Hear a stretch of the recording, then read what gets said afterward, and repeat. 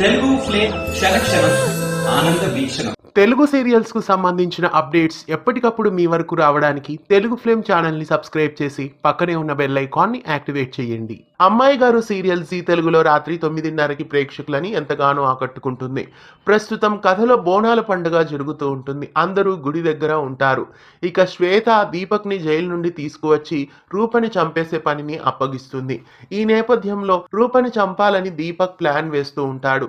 ఈ సమయంలో రేణుక మధ్యలో రూప గర్భం గురించి తెలుసుకోవాలని తనలో రాధిక అనే వ్యక్తి పూనినట్లు డ్రామా చేస్తుంది. తన డ్రామాని చిత్తు చేయడానికి మందారం అమ్మవారు పూనినట్లు డ్రామా చేస్తుంది. ఇలా వీళ్ళిద్దరి మధ్య కామెడీ ట్రాక్ చాలా ఫన్నీగా కనిపిస్తుంది. ఇక దీపక్ రూపని చంపే ప్రయత్నం రాబోయే ఎపిసోడ్స్ లో చేయబోతున్నాడు.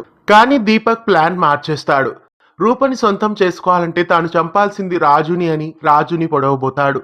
రాజుని కాపాడే ప్రయత్నంలో సూర్యప్రతాప్ కి తగులుతుంది.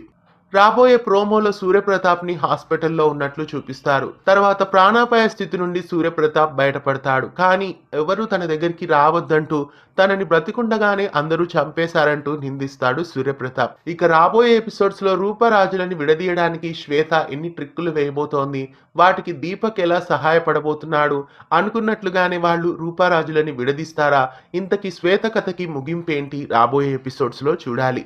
అమ్మాయి గారు సీరియల్ లో ప్రస్తుతం రూపరాజులు కలవడం మీకెలా అనిపిస్తోంది కామెంట్స్ లో తెలియజేయండి. ఇలాంటి మరెన్నో తెలుగు సీరియల్ అప్డేట్స్ ఎప్పటికప్పుడు తెలుసుకోవడానికి ఛానల్ ని సబ్స్క్రైబ్ చేసి పక్కనే ఉన్న బెల్ ఐకాన్ ని యాక్టివేట్ చేయండి.